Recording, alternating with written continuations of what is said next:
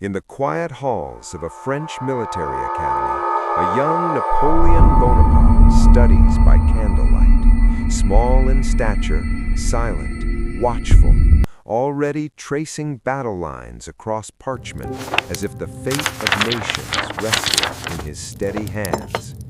That destiny ignites at the siege of Toulon, where thunderous cannon fire and rolling smoke reveal a commander whose daring will not be ignored. From that moment, France has found a new kind of general. Across the frozen heights of the Alps during the Italian campaign, he leads with relentless energy, transforming hungry soldiers into an army of believers.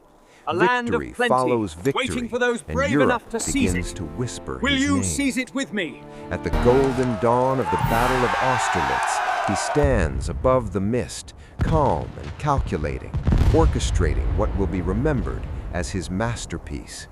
Power no longer chases him, he commands it.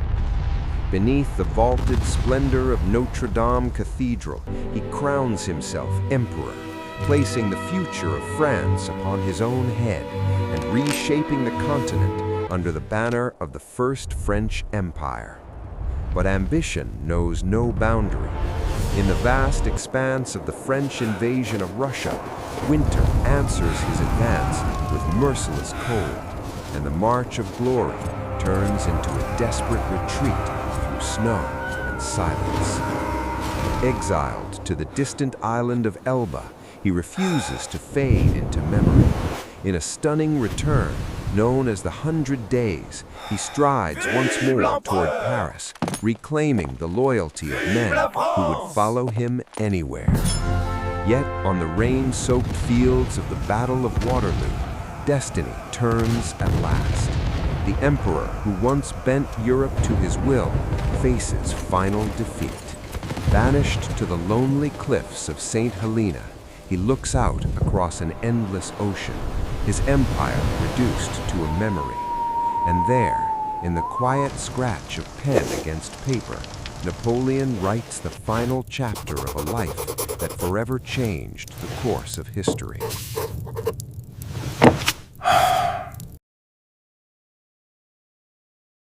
On August 15, 1769, in the sunlit town of Ajaccio, Napoleon Bonaparte was born on the rugged island of Corsica, a land of fierce pride and mountain strongholds. Only a year earlier, the island had been annexed by France, placing his family in the uneasy aftermath of conquest, suspended between Corsican roots and French rule. He entered the world not in grandeur, but in modest circumstances.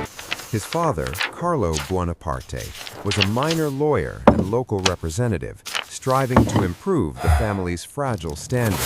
His mother, Letizia Ramolina, strong-willed and deeply disciplined, bore 13 children, yet only 8 survived infancy. Napoleon was the second of those survivors, raised in a household familiar with hardship, sacrifice, and resilience. From these humble beginnings, amid political uncertainty and financial strain, emerged a boy shaped by ambition and determination, destined to become one of history's greatest generals and statesmen, a man who would one day dominate France and much of Europe during his era. From a young age, Napoleon Bonaparte was captivated by soldiers and battles. Growing up in Corsica, the rugged landscape became his first battlefield, and stories of generals like Alexander the Great and Julius Caesar were more than tales. They were lessons in strategy and courage. He loved military uniforms and would march through streets and fields with other children, turning play into mock battles. Wooden sticks became swords, carts became cannons, every pebble a strategic obstacle. Even as a boy, he joked with his friends, "I will become a soldier and win every battle." In those words lay the spark of the ambition that would carry him from Corsica to the throne of France. In 1779, through the connections of his father, Carlo Bonaparte, who had cultivated relationships with the French governors of Corsica, young Napoleon secured a place at the Royal Military Academy of Brienne in mainland France. It was a turning point that would alter the course of his life. For a boy from a modest Corsican household, the opportunity was extraordinary, but it came at a cost.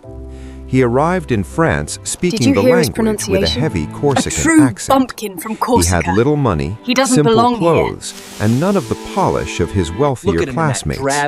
Many saw him as provincial, different, and outsider. Yet isolation did not weaken him. It hardened his resolve and sharpened his ambition. At Brienne, Napoleon withdrew from distractions and immersed himself in study. Mathematics became his strength. History became his inspiration. He devoured accounts of great commanders and ancient empires, analyzing battles and campaigns with unusual intensity for his age. While others socialized, he calculated. While others played, he strategized. The quiet, reserved student was already studying the art of war with disciplined focus. In 1784, his dedication earned him advancement to the prestigious Military Academy of Paris. There, his path narrowed decisively toward artillery, the Army's most technical and scientific branch. Artillery required precision, logic, calculation, and composure under pressure, qualities Napoleon possessed in abundance. In 1785, at just 16 years old, he graduated and was commissioned as a second lieutenant in the artillery. The ambitious Corsican boy who once staged mock battles in the hills had taken his first true step into the ranks of professional soldiers, stepping into a world that would soon be transformed by revolution and by him.